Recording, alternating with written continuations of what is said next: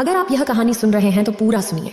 इस कथा को आधा अधूरा छोड़कर जाने की गलती मत करिएगा, क्योंकि इस पवित्र कथा को पूरा सुनने से मनचाहा फल की प्राप्ति होगी। इसलिए इस कथा को पूरा सुने। आप शिव भक्त हैं तो भोलेनाथ का अनादर ना करें। भगवान शिव माता पार्वती से कहते हैं, इंसान बेईमानी करके कभी भी खुश नहीं रह सकता है। इंसान को कभी भी किसी का धन बेईमानी से नहीं लेना चाहिए। 4 प्रकार के इंसान हमेशा दूसरों के पापों को अपने ऊपर ले लेते हैं। पहला, जो दूसरों के धन की चोरी करता है। दूसरा, जो पापी और अधर्मी लोगों की सहायता करता है। तीसरा, जो पापी के घर का भोजन करता है। और चौथा, जो दूसरों के घर में फूट डालता है और उन्हें लड़वाने, उनकी हत्या करवाने का कारण बनता है। ये इंसान जीवन भर पापों को अपने ऊपर ले लेते हैं। फिर माता पार्वती कहती है देवों के देव महादेव, इन बेईमानों को कैसे दंडित करनी चाहिए। फिर भगवान शिव कहते हैं, हे देवी, आज आपको पृथ्वी लोक पर जाना होगा। एक सेठ को बताने के लिए बेईमानी का धन कभी नहीं रहता है। जो इंसान बेईमानी के पैसे खाते हैं वह अन्य लोगों के पापों का बोझ अपने ऊपर उठा लेते हैं। फिर माता पार्वती एक अंधी बुढ़िया का रूप धारण करके पृथ्वी लोक पर पहुंच जाती है। इधर भगवान शिव सभी को देख रहे होते हैं। अंधी बुढ़िया जो माता पार्वती का रूप लेकर एक मंदिर के बाहर भीख मांगा करती थी, जिसका कोई सहारा नहीं था। वह एक झोपड़ी में रहती थी। अपनी भूख को शांत करने के लिए वह अक्सर मंदिर के बाहर आकर बैठ जाया करती थी। मंदिर में पूजा करने आने वाले दयालु श्रद्धालु उस पर दया करके उसे कुछ पैसे दे दिया करते थे। वह बूढ़ी महिला उन्हें दिल से दुआएं देती थी। सवेरे से लेकर शाम तक जो भी पैसे जमा होते वह उन्हें लेकर अपने छोटे से घर को लौट जाती। जैसे तैसे अपना पेट भर लेती और भोलेनाथ को धन्यवाद करती। वह कहती, हे भोलेनाथ, आप सभी का ख्याल रखते हो, यही तुम्हारी विशेषता है। इस अंधी बुढ़िया का रोजमर्रा का काम यही था। कोई उसका हाथ थाम कर चलने वाला नहीं था। वह अपनी लाठी के सहारे मंदिर और फिर अपनी झोपड़ी तक पहुंच जाती। उससे बात करने वाला भी कोई नहीं था। सहायता करने वाले तो बहुत दूर की बात रही। लेकिन कहा जाता है ना कि भगवान शिव सबकी सुध लेते हैं जब उन्होंने मुंह बनाया है। ये कहावत है कि चाहे मर जाना पर बेईमानी का धन मत खाना, क्योंकि उसका निवाला भी कहीं ना कहीं जरूर बनाया होगा। भगवान भोलेनाथ भूखा जगाता तो है पर भूखा सुलाता नहीं। धीरे धीरे वक्त गुजरता चला गया। अंधी बुढ़िया भी अकेले रहकर अपने जीवन को व्यतीत करती जा रही थी। पर एक दिन कुछ ऐसा हुआ कि उसके जीने की उम्मीद बढ़ गई। भगवान शिव ने उसके पास 2 आंखें भेज दी थीं। दरअसल वो एक दिन अपनी झोपड़ी में बैठी हुई थी और एक 3 वर्ष का लड़का खेलता कूदता आता है और उस आंधी बुढ़िया से लिपट जाता है। उसे यह भी पता नहीं था कि वह लड़का किसका था, और ना ही उसने इसे जानने की कोशिश की। जब वह लड़का उसके पास आ गया, वह उसे सहलाते हुए उसके माथे को चूमने लगी और उससे प्रेम करने लगी। वह उस लड़के से ऐसे स्नेह करने लगी मानो वह उसकी अपनी माँ हो। अब वह लड़का वहीं रहने लगा। हर सुबह अंधेरे में उसे खिलाकर पिलाकर मंदिर जाती और वह लड़का दिन भर झोपड़ी के बाहर खेलता। शाम को जब वह लौटती तो लड़का उसकी गोद में आकर खेलने लगता। वह उसे गोद में बैठाकर बहुत प्यार करती, उसे दुलारती, उसके माथे को सहलाती, उसके बालों को सहलाती और जो भी खाने की चीजें उसके पास होती उसे बड़े प्यार से खिलाती। उस बच्चे ने ऐसे ही रहते रहते 5 साल गुजार दिए। पड़ोसी उसे हमेशा अकेला खेलता हुआ देखते रहते। एक दिन पड़ोसियों ने देखा कि वह बच्चा अंधी बुढ़िया की गोद में बैठकर रो रहा है और वह बुढ़िया बार बार उसके मुख को चूमकर उसे शांत करने की कोशिश कर रही थी। पड़ोसी इस बात को जानने में रुचि नहीं रखते थे कि बच्चा किसका है। वह बच्चा उस अंधी के साथ रहकर बहुत खुश था और वह अंधी भी उसे अपने बच्चे की तरह मानकर उसे बहुत अच्छी तरह से खिलाती पिलाती थी। उस बच्चे से उसे बहुत ममता हो गई थी और वह बच्चा भी कभी उस अंधी को छोड़कर कहीं नहीं गया। वह अंधी बुढ़िया को ही अपनी माँ मानता था। वह अंधी हमेशा उसके सुख दुख की चिंता करती थी। जब भी उसे कोई अच्छी खाने की चीज मिलती वह उसे अपने बच्चे के लिए संभाल कर रख लेती और शाम को अपने झोपड़े में आकर उसे बड़े प्यार से खिलाती। उसने अपनी झोपड़ी में एक हांडी रखी थी।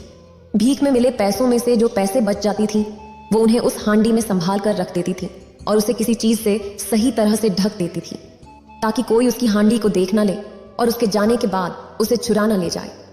धीरे धीरे कई वर्षों में उसकी वो हांडी भर गई। वे सारे पैसे उसने अपने उस बालक के लिए इकट्ठे किए थे। अंधी बुढ़िया बालक को प्यार से कान्हा कहकर बुलाती थी। वो अपने कान्हा को सदैव छाती से लगाकर रोजाना सोया करती थी। एक दिन अंधी बुढ़िया ने नगर के एक बहुत प्रसिद्ध सेठ का नाम सुना कि सेठ गिरजाधर बड़े ही धर्मात्मा व्यक्ति है। आए दिन उनके द्वार पर कर्ज लेने वालों की और धरोहर रखने वालों की भीड़ लगी रहती है। बच्चा बच्चा सेठ गिरजाधर से बहुत परिचित था। वह अंधी बूढ़ी ने सोचा कि मेरे धन को कोई चुरा सकता है, इसलिए उसने मन ही मन तय किया कि वह अपने पैसे सेठ के यहाँ अमानत के रूप में रख देगी। जब उसका बेटा बड़ा हो जाएगा और उसे इन पैसों की आवश्यकता होगी तो वह सेठ से वापस अपने पैसे ले लेगा। चूंकि सभी लोग अपनी अमानतें सेठ के पास रखते थे, इसलिए वह भी अपने घर से पैसे निकालकर उन्हें अपनी साड़ी के पल्लू में बांधकर लाठी के सहारे सेठ के महल तक गई। सेठ ने जब उसे अपनी ओर आते देखा तो पूछा कि वह क्या चाहती है। आंधी बूढ़ी महिला डरते डरते उन पैसों को सेठ को देते हुए कहा कि उसने भीख मांगकर यह छोटी सी पूंजी इकट्ठी की है। अपने बेटे के लिए मैं कब तक इसकी देखभाल कर पाऊंगी? आंखों से अंधी हूं, आप अपने पास रख लें तो ये पैसे सुरक्षित हो जाता। उचित समय आने पर मैं आपसे पैसे ले जाऊंगी। फिर सेठ ने पैसे लेकर अपने मुनीम की ओर सरका दिए और कहा कि इस अंधी बुढ़िया का नाम पता पूछकर ये पैसे वहीं खाते में जमा कर लो। मुनीम ने वो पैसे गिनकर बुढ़िया के नाम पे जमा कर लिया। अंधी महिला अब आश्वस्त हो चुकी थी कि उसका पैसा ईमानदार सेठ गिरजाधर के पास सुरक्षित है। वह सेठ के प्रति कृतज्ञता व्यक्त करते हुए अपनी झोपड़ी की ओर लौट आई। वह अपने बेटे के साथ रहती हुई 4 वर्षों का समय बिता चुका था। एक दिन उसका बेटा बीमार पड़ गया। उसे बहुत तेज बुखार था। अंधी बुढ़िया ने अपने बेटे को ठीक करने के लिए विभिन्न देसी उपचार आजमाए, लेकिन लड़के को कोई राहत नहीं मिली। बेटे की हालत दिन ब दिन बिगड़ती जा रही थी, जिसे देखकर उस बूढ़ी माँ का धैर्य भी जवाब देने लगा। वह बहुत दुखी रहने लगी। अब उसे केवल यही आशा थी कि बेटे को किसी योग्य डॉक्टर को दिखाया जाए, लेकिन इसके लिए उसे पैसों की आवश्यकता थी। फिर उसे याद आया कि 4 वर्ष पहले उसने कुछ पैसे सेठ गिरजाधर के पास जमा किए थे। बीमार बेटे को झोपड़ी में छोड़कर वह गिरती पड़ती सेठ की हवेली तक पहुंची तो वह सेठ देखकर पहचान तो गया था। फिर आंधी बुढ़िया ने कहा, सेठ जी, मेरा बेटा बहुत बीमार है, मुझे उसे डॉक्टर को दिखाना है। आपके पास जो मेरे पैसे जमा है, आप उनमें से मुझे कुछ पैसे दे दो तो मैं अपने बच्चे को मरने से बचा लूं। बुढ़िया के इतना कहते ही सेठ ने आंखें तरेर कर कहा, ए बुढ़िया, क्या कहती है? पैसे जमा है? कैसे पैसे? और तूने मेरे पास पैसे कब जमा किए थे? मेरे पास किसी के पैसे वैसे जमा नहीं है। चल चल अपना रास्ता नाप। यह सुनकर अंधी बुढ़िया का हृदय बैठ गया कि सेठ तो उसके पैसों की बेईमानी कर रहा है।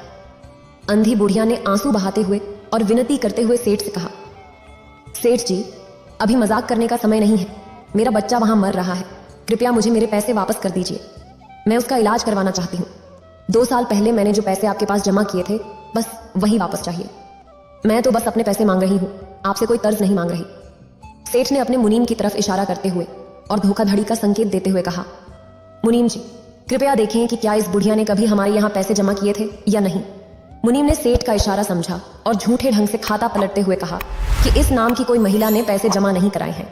मुनीम के इस जवाब ने अंधी बुढ़िया की सारी उम्मीदों पर पानी फेर दिया। उसे यह भरोसा ही नहीं हो रहा था कि इतना धर्मात्मा बनने वाला सेठ उसके कुछ पैसों की बेईमानी कर लेगा।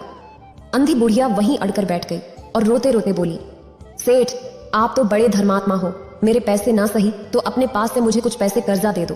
मैं बच्चे का इलाज कराकर आपके पैसे चुका दूंगी। मेरा बच्चा जी जाएगा तो मैं जीवन भर आपका उपकार मानूंगी। उस लालची सेठ ने अंधी बुढ़िया को उसके बेटे के इलाज के लिए उसके पैसे लौटाना तो बहुत दूर की बात थी, उसे कर्ज के रूप में कुछ पैसे भी नहीं दिए। फिर चिल्लाते हुए सेठ ने कहा, ये अंधी बुढ़िया मेरा समय क्यों बर्बाद करती है? फिर नौकर को बुलाकर कहता है, इसे बाहर धकेल देना चाहिए। अंधी बुढ़िया ने अपनी लाठी का सहारा लेते हुए खड़े होकर सेठ से कहा, ईश्वर आपको बहुत कुछ दे। और इतना कहकर वह अपने झोपड़ी की ओर रोते हुए लौट गई। यह अंधी बुढ़िया का आशीर्वाद नहीं था, बल्कि एक माँ के हृदय से निकला एक शाप था जो सेठ के लिए था। भगवान भोलेनाथ ऐसे लोगों को माफ नहीं करते हैं, बल्कि उन्हें एक दिन दुख के आंसू रोने पर मजबूर कर देते हैं।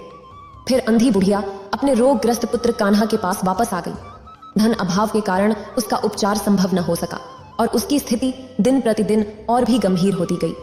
ऐसा प्रतीत हो रहा था मानो उसका जीवन समाप्ति की ओर अग्रसर है। अंधी बुढ़िया की हताशा दिनों दिन बढ़ती जा रही थी।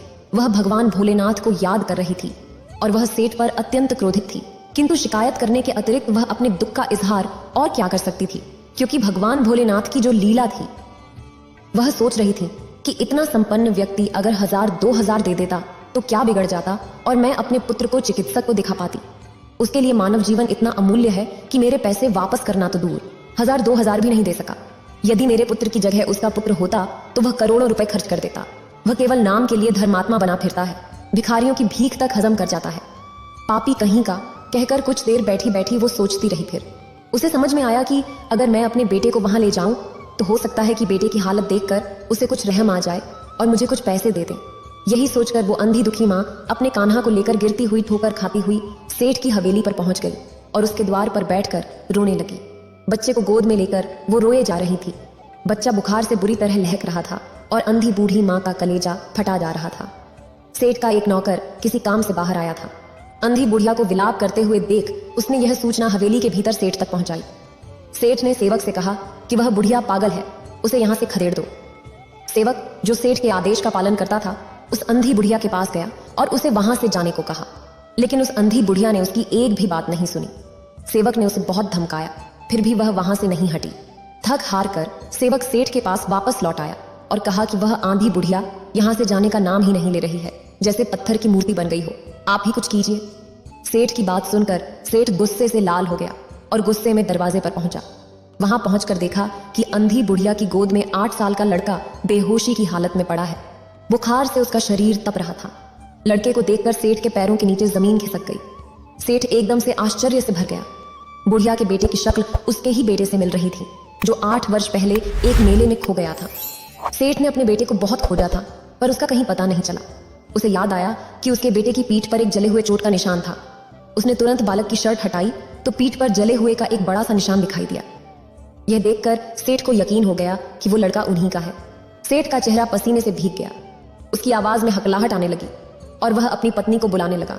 विमला, विमला, देखो हमारा बेटा मिल गया।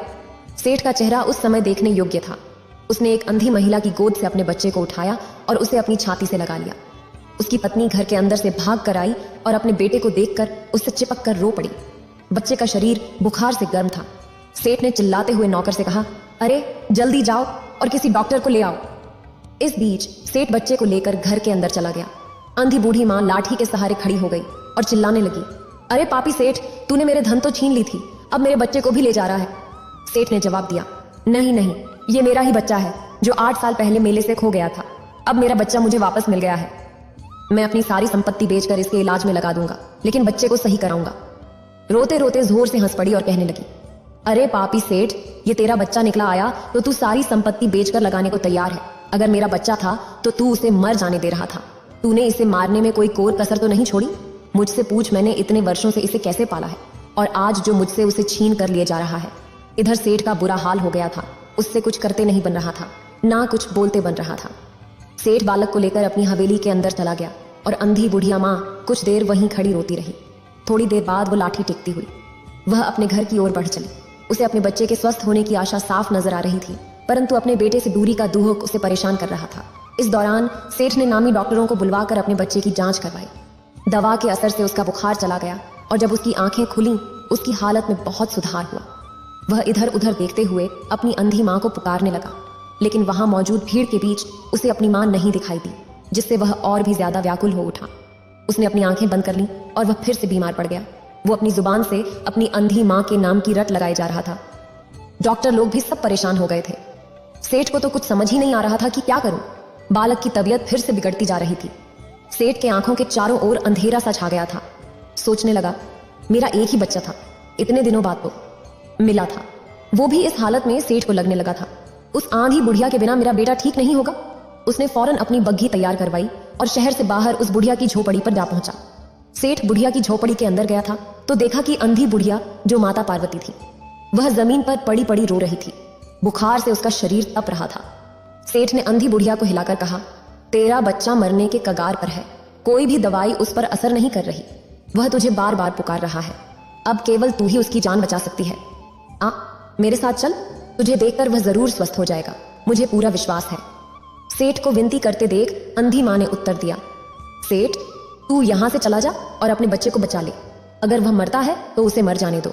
आखिरकार तूने ही उसे इस हालत में पहुंचाया है। अगर तू मेरे पैसे वापस कर देता तो मैं उसका इलाज करवा सकती थी। अब मैं क्या कर सकती हूँ? अगर वह मर जाता है तो मैं भी मर जाऊंगी और स्वर्ग में जाकर अपने बेटे से मिलूंगी। सेठ बूढ़ी औरत के इन शब्दों को सुनकर स्तब्ध रह गया, रो पड़ा और उस अंधी बूढ़ी के पैरों में गिरकर बार बार माफी मांगने लगा। इतना बड़ा सेठ आज एक भिखारिन के चरणों में पड़कर अपने सिर को झुका रहा था, कह रहा था, माँ, आज अपनी ममता की इज्जत से बच्चे को बचा लो। वह सेठ कहे जा रहा था कि तुम ही उसकी माँ हो, तुम्हारे चलने से ही उसकी जान बचेगी। फिर माता पार्वती उस सेठ को सबक सिखाकर उस बालक के पास चली जाती है। जैसे ही अपनी ममता का हाथ उसके सिर पर प्यार से हाथ फेरते हुए कहा, कान्हा, कान्हा, मैं यहाँ आ गई हूँ। जैसे ही कान्हा ने अपनी माँ के हाथ का स्पर्श महसूस किया, उसने अपनी आंखें खोल दी। उसे समझ में आ गया कि यह उसकी माँ का ही हाथ है। वह माँ कहते हुए अंधी माँ से गले मिल गया। अंधी माँ ने उसके सिर को अपनी गोदी में रखा और उससे वार्तालाप करने लगी। धीरे धीरे उसे सुकून मिलने लगा और कुछ ही समय में वह पूरी तरह से स्वस्थ हो गया। उस अंधी माँ के प्रेम ने जिसने कान्हा को ठीक कर दिया। कान्हा के ठीक हो जाने के बाद अंधी माँ ने सेठ से कहा कि अब वह अपनी झोपड़ी में वापस जाना चाहती है। सेठ ने कई बार उसे वहां रहने के लिए कहा, पर अंधी बूढ़ी माँ ने मना कर दिया। इस पर सेठ ने उसे उसके पैसे वापस करने की पेशकश की और कहा कि आप अपनी धरोहर ले जाएं। अंधी माँ ने जवाब दिया, सेठ, मैं इन रुपयों का क्या करूंगी? मैंने ये सब अपने बेटे के लिए जमा किए थे, ये पैसे उसे ही दे दो। फिर वहां से अंधी बुढ़िया, जो माता पार्वती कैलाश पर्वत के लिए लौट गई। इधर सेठ को अपने किए पर पछतावा हुआ। वह बार बार अपनी आत्मा की आवाज सुनता था कि सेठ, तुम बहुत पापी हो, तुम अमीर होकर भी भिक्षुक हो और वह अंधी भिखारिन होकर भी दानी है। उसने तुम्हें अपना बेटा और अपने पैसे दोनों दिए।